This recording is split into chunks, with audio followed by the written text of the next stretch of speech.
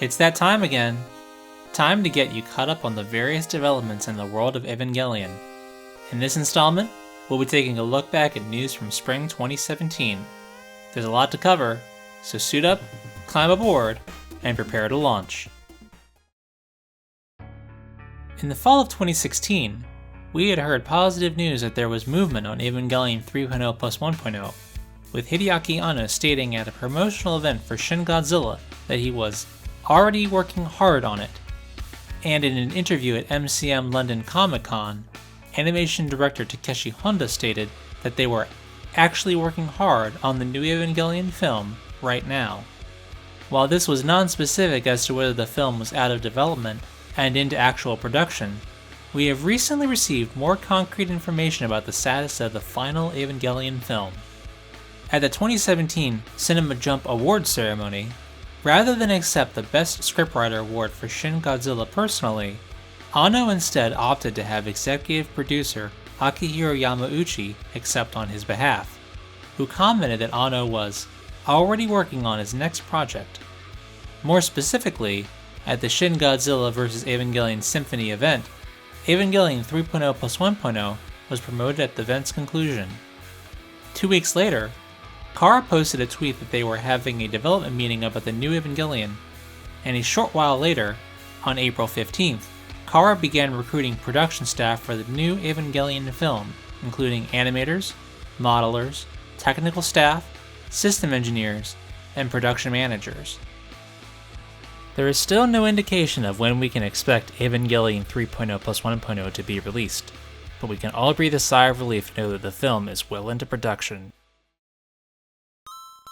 In a bit of Hideaki Anno news, the Japanese Government Agency for Cultural Affairs awarded Anno with its Minister of Education Award for Fine Arts for 2016. Anno, having directed the massively successful Shin Godzilla, received the award in the film category along with Sunao Katabuchi, the director of In This Corner of the World. The presentation ceremony was held at the Toshi Center Hotel in Chiyoda, Tokyo on March 15th.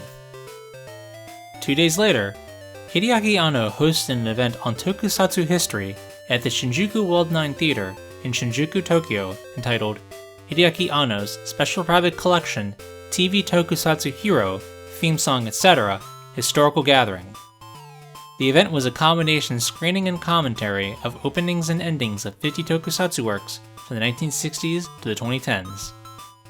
Anno was also joined by tokusatsu expert and anime scholar Ryusuke Hikawa. As someone who frequently goes to fan conventions to speak about things that I am entirely too nerdy about, I would have paid good money to see Anno talk about tokusatsu.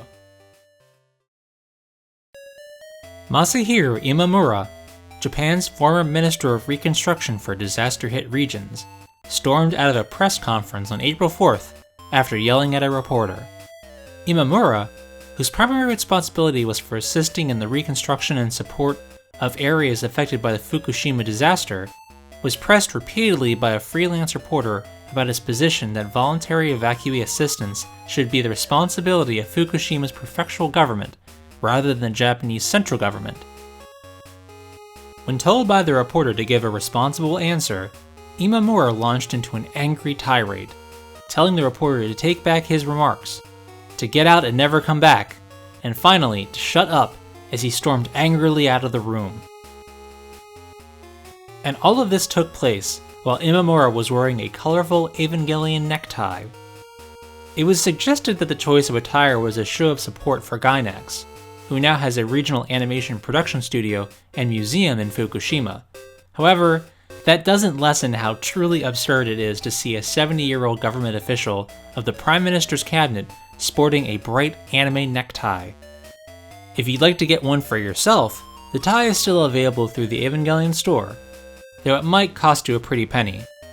Also, if you're wondering, Imamura did apologize later that day. However, he was forced to resign a few weeks later following a gaffe over how it was rather good that the earthquake hit northern Japan instead of Tokyo itself. Yeah, that definitely came out wrong. An event titled Evangelion and Japanese Swords was held from March 25th to May 7th at the E-Beans commercial complex in the city of Sendai. The exhibit featured replicas of bladed weapons from Evangelion, including the progressive knife and the spear of Longinus. Also on display were various figures, original animation, project proposals, a 2-meter tall statue of Evangelion at 1, and various other rare items. An audio guide narrated by Seiyu Kotono Mitsuishi, who voices Misato Katsuragi, was also available to visitors. The exhibit was previously on tour across Japan in 2012, and in 2015 in the city of Morioka. The exhibit even traveled internationally and was on display in Paris and Madrid in 2014. Megumi Ogata, who you know as the voice of Shinji Ikari, commemorated her 25th anniversary as a seiyuu with a crowdfunding campaign to produce an album entitled Animeg 25th. The CD includes renditions of songs from throughout her career as a seiyuu, including Sakura Nagashi from Evangelion 3.0 You Cannot Redo, and Kamsa Sortad from The End of Evangelion. The album was successfully funded in July for both its Japanese campaign on Campfire, as well as its English campaign on Tokyo Mirai Mode. Among the various backer perks you would expect to see, such as personalized thank you notes and t-shirts, higher tier backers received an alarm clock with a personalized recording, so Megumi Ogata could wake them by name each morning. The album is available for sale through Tokyo Otaku Mode. Chances are pretty good that you've heard of a game called Overwatch. It's kind of a big deal, and it has one character in particular that is an obvious nod to Evangelion. The hero Diva rides in a mech and sports a suit that is not unlike a plug suit from Evangelion, especially when you pay close attention to the details around her neck and shoulders. Not to mention she has a defense matrix that resembles an AT field. In Blizzard Entertainment's Heroes of the Storm, which pits characters from Overwatch against characters from their other franchises, they took Diva one step further by including a red character skin called Fiery. There's no getting around it. They clearly made her look like Asuka. You could say it's all coincidence, but I'd also like to point out that the hero Genji has a steel dragon skin called Neon, and Artanis has a purifier skin called Test Model. No doubt about it, there's definitely some Evangelion fans over at Blizzard. If you'd like to know more about anything in this video, links are available in the description down below. If you enjoyed this video, let me know by hitting that thumbs up button, and don't forget to subscribe so you don't miss out on future videos.